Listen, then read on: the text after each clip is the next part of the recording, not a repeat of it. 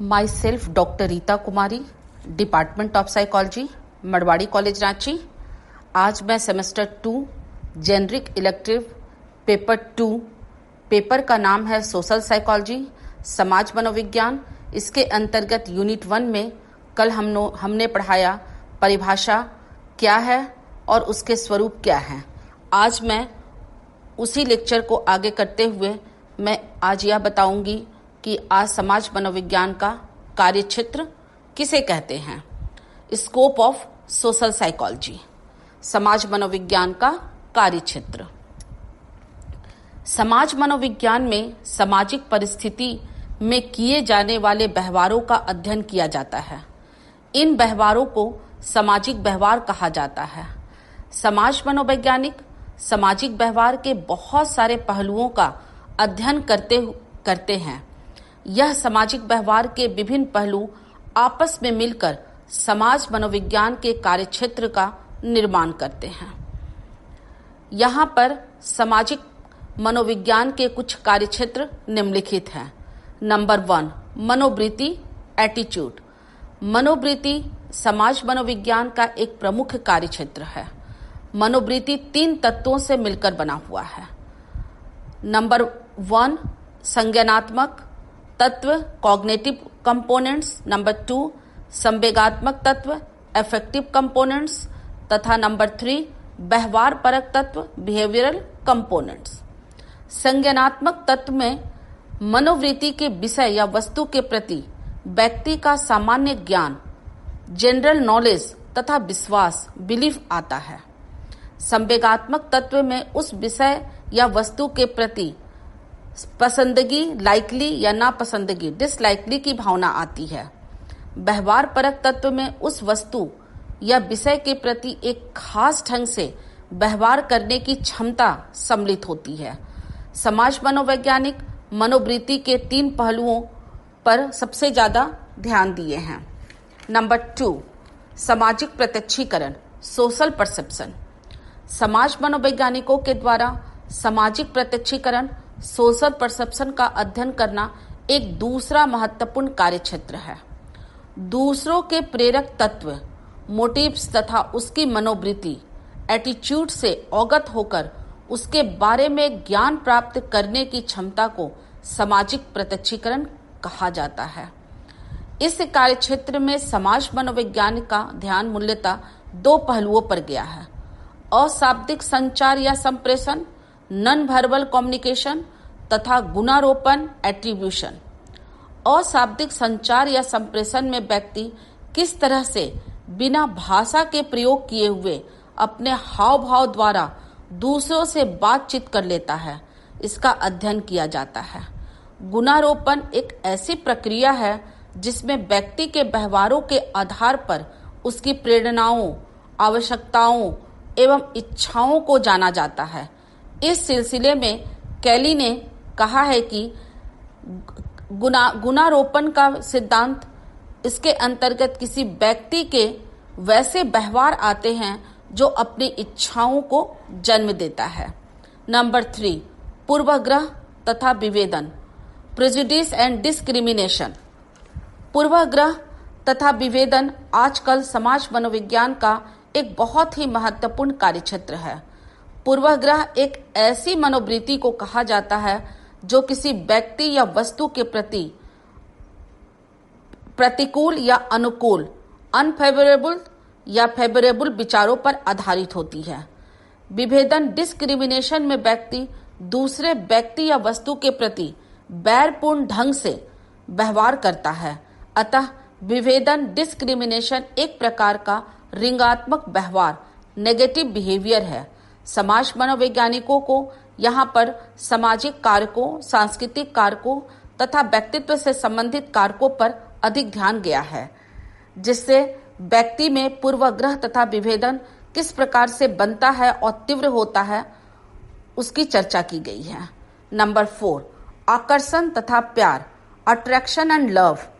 किसी दूसरे व्यक्ति को घनात्मक, पॉजिटिव तथा ऋणात्मक, नेगेटिव ढंग से मूल्यांकन, इवैल्यूएट करने की प्रक्रिया को आकर्षण, अट्रैक्शन या अंतः व्यक्तिगत आकर्षण, इंटरपर्सनल अट्रैक्शन भी कहा जाता है।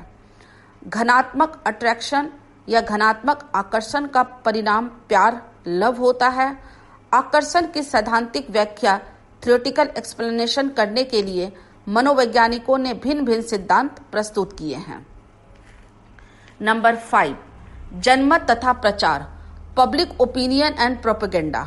जनमत, पब्लिक ओपिनियन तथा प्रचार, प्रोपेगेंडा भी समाज मनोविज्ञान का एक प्रमुख कार्यक्षेत्र है। इन कार्यक्षेत्र में समाज मनोवैज्ञानिकों की रुचि बहुत अधिक नहीं थी, लेकिन धीरे धीरे इन क्षेत्रों में उनकी रुचि बढ़ते चली गई। जनमत ऐसे व्यक्तियों जिनमें सामान्य अभिरुचि, कॉमन इंटरेस्ट के कारण अंतःक्रिया, इंटरैक्शन या अंतः संप्रेषण, इंटरकम्युनिकेशन होता है, द्वारा व्यक्त कर एक प्रकार का मत है, ओपिनियन है। आजकल जनमत का महत्व अधिक इसलिए है क्योंकि इसके सहारे समाज के व्यक्तियों के विचारों तथा मतों को जानकर उन्हें नियंत्रित किया जा सकता है। अखबार, रेडियो, टेलीविजन, सिनेमा आदि कुछ प्रमुख साधन हैं जिनके सहारे जनमत का निर्माण किया जाता है।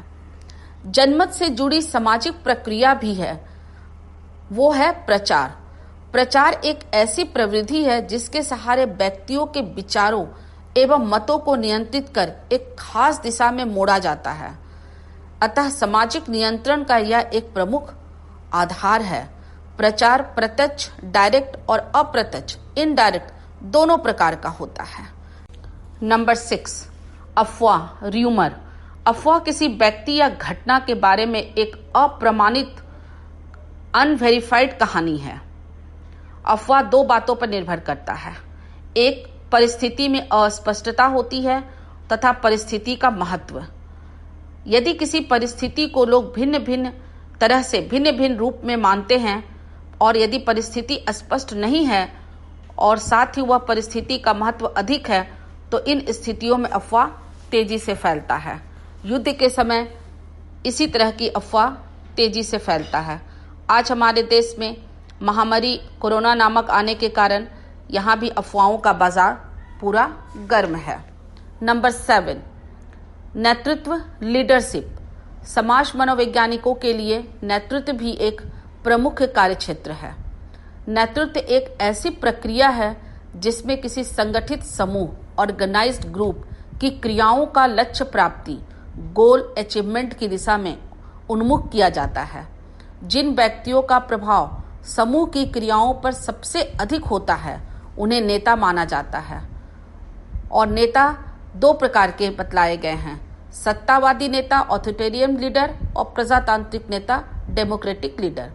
सत्तावादी नेता सभी प्रमुख निर्णयों को खुद लेता है और प्रजातांत्रिक नेता कोई भी प्रमुख निर्णय खुद नहीं लेता है, वो सभी की राय लेकर ही कोई भी काम करता है।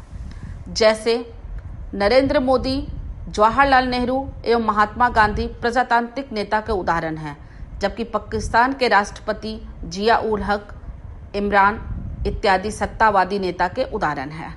नंबर 8, सामाजिक प्रभाव, सोशल इन्फ्लुएंसेस।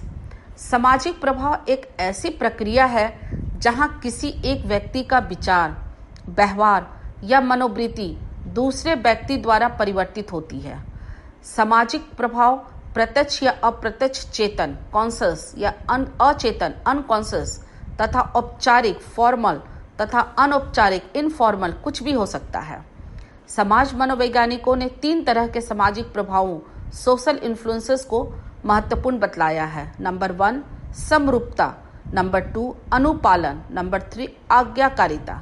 समरूपता में सामाजिक प्रभाव प्रत्यक्ष होता है और व्यक्ति का व्यवहार समूह के सामाजिक मानकों द्वारा सीधे प्रभावित होता है। नंबर 2, अनुपालन। अनुपालन में सामाजिक प्रभाव अत्यधिक प्रत्यक्ष होता है।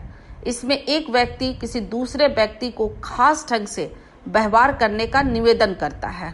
नंबर 3, आज्ञाकारिता। आज्ञाकारिता में सामाजिक प्रभाव सबसे अधिक प्रत्यक्ष एवं तीव्र होता है। इस प्रकार अनुपालन का संबंध प्रत्यक्ष आदेश, डायरेक्ट कमांड से होता है। जैसे ट्रैफिक पुलिस द्वारा जब किसी व्यक्ति का कार किसी विशेष जगह न लगाने का आदेश देता है तो यह उम्मीद करता है कि व्यक्ति ठीक उसकी आज्ञा के अनुसार ही कार्य करे। इसे हम आज्ञाकारिता की संज्ञा दे सकते हैं। समाज मनोवैज्ञानिकों के द्वारा काफी तेजी से शोध कार्य किए जा रहे हैं। नंबर 9, परोपकारिता, आक्रमणशीलता, सहयोग एवं प्रतिद्वंदिता।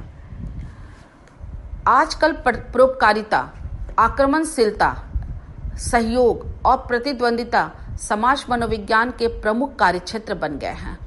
परोपकारिता एक ऐसा सामाजिक व्यवहार है जिसमें एक व्यक्ति दूसरे व्यक्ति की सहायता के बदले लाभ की आशा किए बिना ही वो काम करता है। आक्रमणशीलता एक ऐसा सामाजिक व्यवहार है जिसमें एक व्यक्ति किसी दूसरे व्यक्ति को हानि या आघात पहुंचाने की कोशिश करता है। सहयोग तथा प्रतिद्वंदिता का दो अन्य महत्वपूर्ण सामाजिक व्यवहार हैं जिसमें भी मनोवैज्ञानिकों की अभिरुचि अधिक देखी जा रही है। सहयोग एक ऐसा व्यवहार है जिसमें दो या दो से अधिक व्यक्ति एक साथ कार्य करते हैं। उनकी क्रियाओं का सामाजिक व्यवहार पर नियंत्रित रूप से समाज के लोगों के द्वारा सहयोग किया जाता है। प्रतिद्वंदिता एक ऐसा सामाजिक व्यवहार है जिसमें प्रत्येक व्यक्ति प्रायः दूसरे व्यक्तियों की कीमत पर अपना निष्पादन परफॉर्मेंस को अधिक आगे से आगे बढ़ाना चाहता है। अतः हम कह सकते हैं कि समाज मनोविज्ञान का कार्यक्षेत्र स्कोप काफी बड़ा है और समाज मनोविज्ञान की पहली पाठ्यपुस्तक लिखकर लोगों का ध्यान इस ओर आकर्षित किया गया कि सहज वृत्ति द्वारा ही सामाजिक व्यवहार, सोशल बिहेवियर को प्रभावित किया जा सकता है। समाज मनोविज्ञान का कार्यक्षेत्र सीमित था, परंतु आज इसका कार्यक्षेत्र इतना अधिक बढ़ गया है कि निकट भविष्य में इसे एक स्वतंत्र अंतःशास्त्रीय विज्ञान का दर्जा मिलने जा रहा है। धन्यवाद।